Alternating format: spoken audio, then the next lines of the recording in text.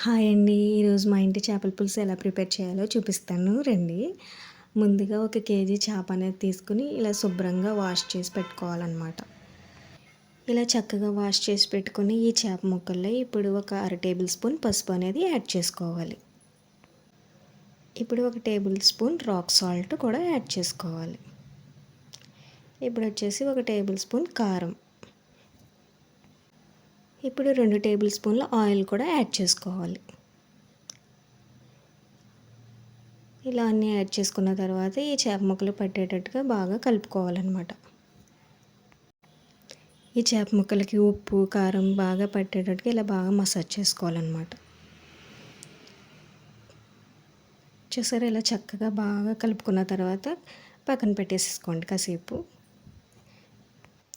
Medium size ఉల్లిపాయలు 4, అలాగే పచ్చిమిర్చి ఒక 5-6 పచ్చిమిర్చి ఇలా మధ్యలో ఘాటు పెట్టుకోవాలన్నమాట. అలాగే మీడియం సైజ్ టమాటాలు 2 తీసుకున్నాను. బెండకాయలు మీ ఇష్టం ఎన్నైనా వేసుకోవచ్చు. మధ్యలో ఇలా ఘాటు పెట్టుకోవాలన్నమాట. అలాగే ఒక గుప్పెడు కరివేపాకు. చింతపండు వచ్చేసి ఒక పెద్ద నిమ్మకాయ సైజు ఉండేలాగా తీసుకోవాలన్నమాట. ఇప్పుడు దీన్ని నానబెట్టేసుకోండి. ఇప్పుడు ఈ సైజులో కట్ చేసుకున్న ఉల్లిపాయలని మనం ఇప్పుడు మెత్తగా మిక్సీ పట్టుకుందాం అన్నమాట. చూసారా, ఈ విధంగా మిక్సీ పట్టుకోవాలి. ఇప్పుడు స్టవ్ వెలిగించి ఒక కడాయి పెట్టుకుని, ఒక వెడల్పు కడాయి పెట్టుకుని అందులో ఒక 4 టేబుల్ స్పూన్ ఆయిల్ అనేది యాడ్ చేసుకున్నాను అనమాట. ఆయిల్ అనేది హీట్ అయిన తర్వాత ఇందులో మనం కొంచెం అంతా మెంతులు కూడా యాడ్ చేసుకోవాలి. ఇప్పుడు మనం ఆనియన్స్ పేస్ట్ చేసుకున్నాం కదా, ఆ పేస్ట్ కూడా ఇందులో యాడ్ చేసేసుకోవాలి. ఇప్పుడు ఇలా ఒకసారి కలుపుతూ ఫ్రై చేసుకోవాలి. ఇప్పుడు ఇందులోనే పచ్చిమిర్చి కూడా యాడ్ చేసేసుకోండి.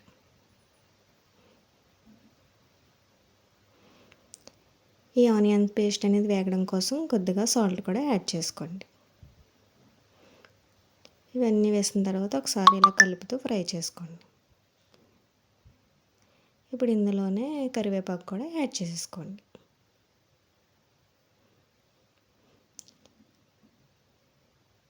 ఇప్పుడు ఆనియన్ పేస్ట్ చేసుకున్న మిక్సీలోనే మళ్ళీ మనం టమాటాలు కూడా వేసేసుకుందాం. ఈ సైజు టమాటాలు కోసుకొని వేసుకోవాలన్నమాట. ఇప్పుడు ఇందులోనే ఒక టేబుల్ స్పూన్ జీలకర్ర, అలాగే ఒక వెల్లుల్లిపాయ ఇలా ఒలుచుకొని వేసుకోవాలి. అలాగే కొంచెం అంత ధనియాలు. ఇప్పుడు వీటన్నింటిని మెత్తగా పేస్ట్లా చేసుకోవాలన్నమాట. చూసారా, ఇలా మెత్తగా ఫైన్ పేస్ట్ లాగా చేసుకోవాలన్నమాట.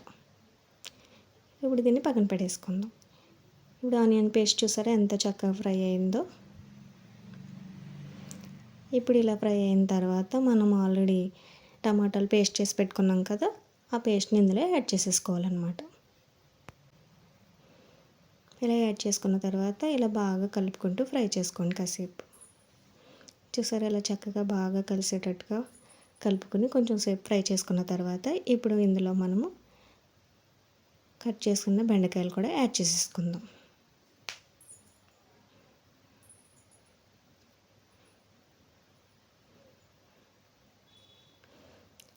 ఇలా బెండకాయలు వేసేసిన తర్వాత కూడా ఒకసారి ఇలా బాగా కలుపుకోవాలన్నమాట.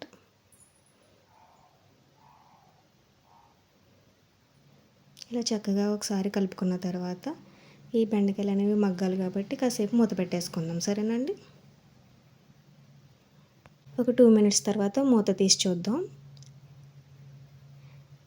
చూసారా, మనకి బెండకాయలు కూడా చక్కగా మగ్గిపోయినాయి కదండి. ఇప్పుడు వీటిని ఒకసారి ఇలా చక్కగా కలుపుకుందాం పైకి కిందకి.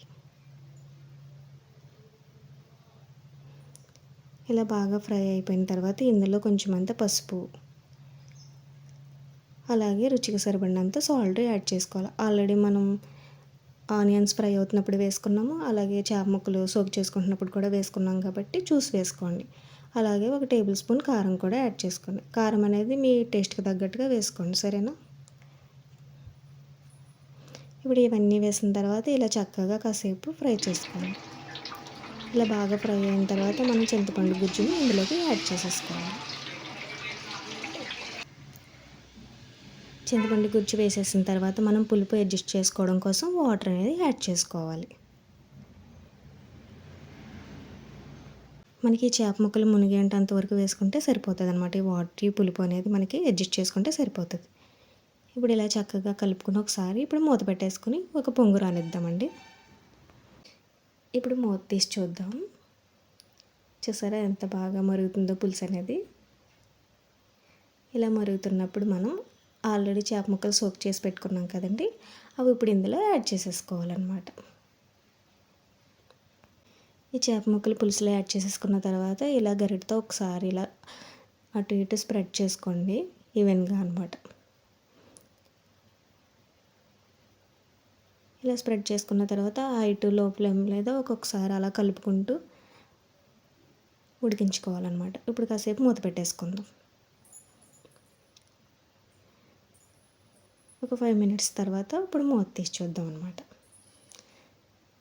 చూసారా ఎంత చక్కగా ఉడికిందో చేపల పులుసు అనేది. ఆయిల్ కూడా మనకి పైకి తేరుకుంటుంది కదండి.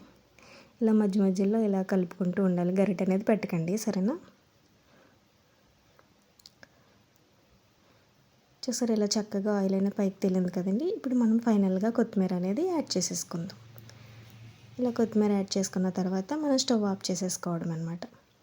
ఇప్పుడు ఎంతో టేస్టీ అయిన చేపల పులుసు రెడీ. మీరు కూడా ట్రై చేసి ఎలా ఉందో చెప్పడం మాత్రం మర్చిపోవద్దు, సరేనండి. Thank you.